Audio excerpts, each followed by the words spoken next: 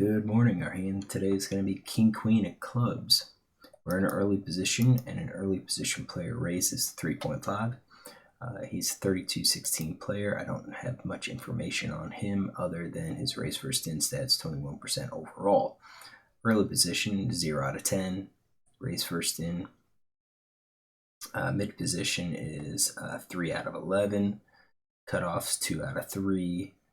He does do limping and raising, pre-flop raise on the button in the small blind. So raise with limpers.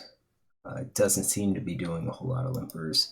I think he's probably playing a bit tight. So I think maybe like a 10% raising range might be okay. This is definitely top card heavy, Broadway heavy range. Probably doesn't have the small pocket pairs, but we'll give him the Broadway cards. And then it's on me.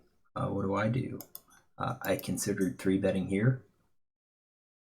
I do know his range is going to have quite a few unpaired cards.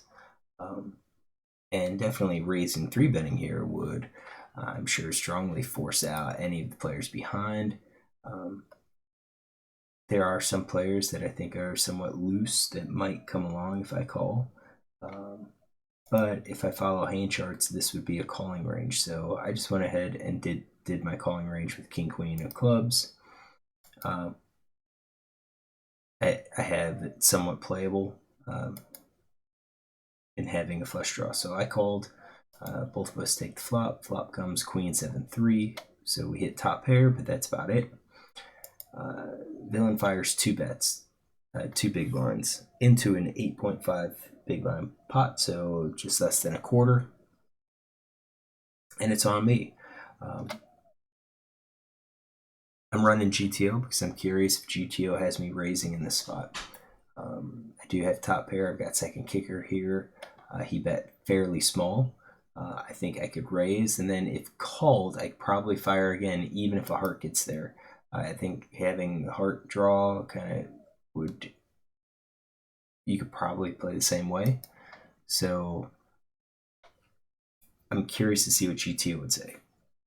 I didn't. I just called, and then the 4 of hearts came out, and he checked. So now I bet a half pot, and he calls. 6 of heart comes out on the river, and I think that heart's just awful. Now we've got 4 to a straight. We've got 4 to a flush on the board. Villain leads out 15 into a 25 big blind pot, and I folded. So we don't know what he shows, but we lose to a single heart. We lose to a 5. Not sure if he's got 5s. I don't have it in his range, but if he does, then we'd have to expand his range, his pre-flop raising range. Maybe take out like the Jack 9, King 10, maybe like Ace Jack and King Queen offsuit, and add like your suited aces and so forth.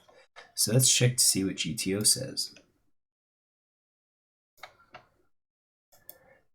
GTO has villain betting about 30%, C betting. I think that's a little surprising. I think the queen has his range quite a bit. If he checks and I bet, it has him calling quite a few hands. You know, the queens calling pocket jacks, has him calling, sometimes calling with the ace king, raising with ace king of hearts. You know, raising your nut flush draw. GTO doesn't really have him calling much with, you know, ace jack, ace 10, king jack, king 10, those types of hands, or under cards. So I think if he checks, you know, we could bet. I mean, it's saying we're betting 48% of the time, and we do have hands that we're betting with. So it's entirely possible that or it's probably suggested that we should bet here. And then when he calls, I'm going to assume he checks to us, and then we could bet again with our queen. And if he calls again, I think now we have to be a little concerned. So if 6 of hearts gets there and, you know, he checks, I think we're probably checking behind. Villain, you know, GTO has his betting king queen, but that's king queen of heart. He has his betting the hearts. So when we look at it on the turn, we're not betting king queen again, just top pair, second pair. We're checking behind the non-heart draws here. So if we check behind, then all of a sudden he bets, we're just gonna give up, be done with the hand, because more than likely he has the hearts. He has that heart flush. So then, when he bets, we fold. But that's not how it actually happened. I think we could have checked two. So maybe he checks and we check behind. Four clubs comes up and then he bets. Do we call? Yeah, we would call. And then six of hearts, comes on the flop. If he bets again, I think we're probably calling. It does have us call. Sorry, not calling, folding. Has us call about 50% of the time. A little less than 50% of the time. It's here. It's 28.8 and 36.6. Yeah, maybe 40%, 45%. We're calling with king queen, and then we're folding the rest. Definitely calling with the hearts, but we're not going to get it out of hand and like raise and lose a stack. We do have a raise, and that's with our nut flushes, and I think that kind of makes sense. I don't think he has a five of hearts. If he has a five of hearts, good for him. What if he would have checked to us? I think we're just checking behind with our king queen. Again, hearts we bet, but I think we have a showdown value hand. We're just going to hope that he doesn't have a heart and we can take the pot down. All right. But that check isn't what happened. He actually let into us, and we don't know what he let into us. So we'll start with saying, okay, he's playing GTO and he bet into us, and he bet two big blinds. What do? It looks like GTO is suggesting that we call here. It's not really suggesting that we raise unless we have maybe like trip sevens. Maybe raising a little bit with ace queen offsuit. Maybe with queen, not ace queen offsuit, ace queen of hearts. Maybe queen jack of hearts. We've got small raises, like small percentages, but other than that, we're really just calling here. So I think I made the right play by calling, even though that bet's like two big blinds. And then when he checks, so he's supposed to be betting 75%. He checks to us. And what do? So it looks like GTO is suggesting we still just kind of call, play our hand more protectively, because villain does have some checks, like, the hearts, bone hearts that he would call.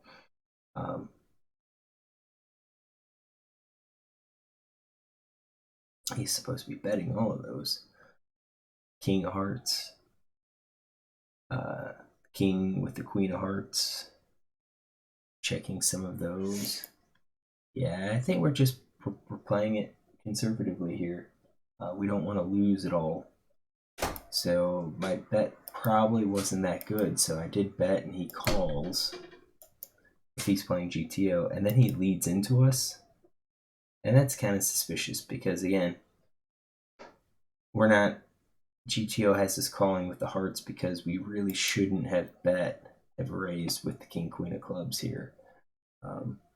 So we kind of get off track. So when I thought maybe we should be raising here on the flop with our top pair second kicker, no, we did right by not raising. We ran into a problem by raising on the turn.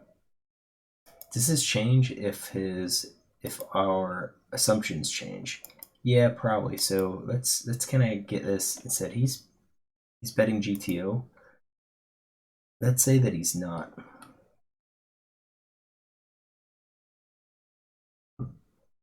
Let's say he bet 25%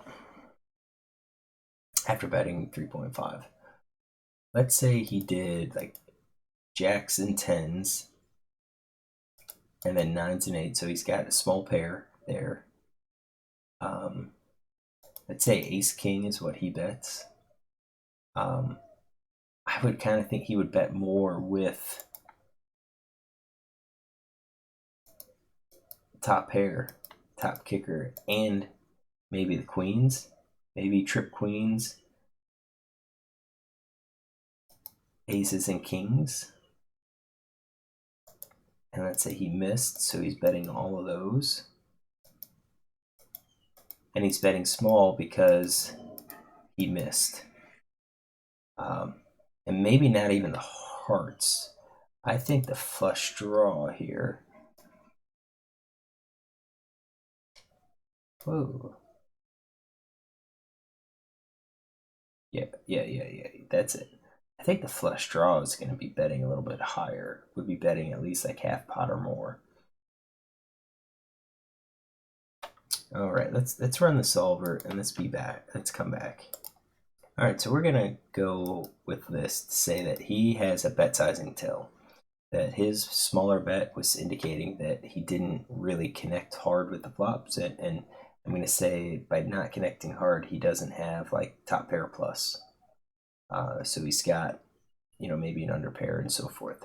If he bets there now, GTO is saying we should be raising here 100% since he's has all those hands.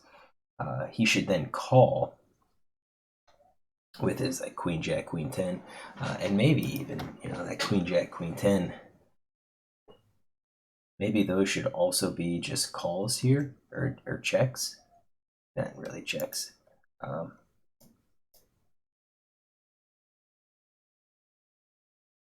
No, we'll leave them because it's a poor kicker. No, I don't think so. Let's rerun this. Let's add those. That was my mistake. So let's be back when it's done. All right, so that's better. He checks, and then we should be raising here. And he doesn't have any of those kings because he would have bet him larger. So what hands does he call then? Maybe two card backdoor flushes. Maybe he calls with one of these under pairs. Maybe he calls with them once and then folds the turn. Definitely play more aggressive if we think that's a bet sizing tell. What if he's betting here because he's got a hand, big hand, so like queens. Let's do this. Queens, kings, aces.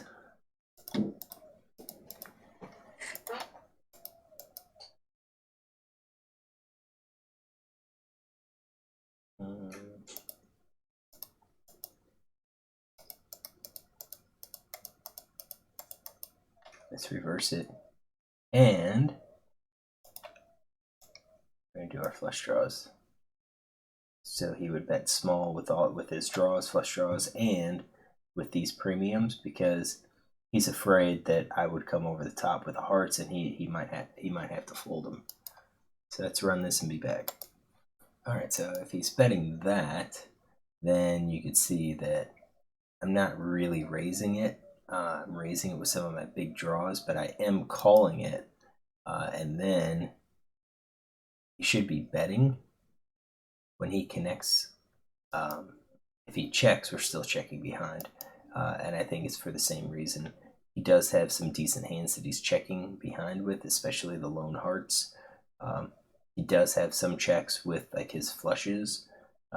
Not so with like the nut flushes, but he's got like ace of hearts, king hearts, and I do think he would probably check those. So if he checks and I bet and he's calls, then yeah, he's probably calling with that lone heart. All right, so let's wrap it up here. I'm glad we don't raise. Our hand's probably not strong enough, especially against a strong early position pre-flop raising range. I think on the turn I made a mistake by betting. I should have just checked behind.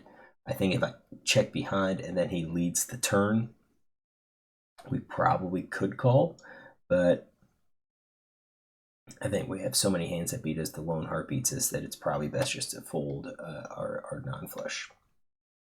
All right, hopefully you enjoyed this. If you did, look tomorrow for another hand.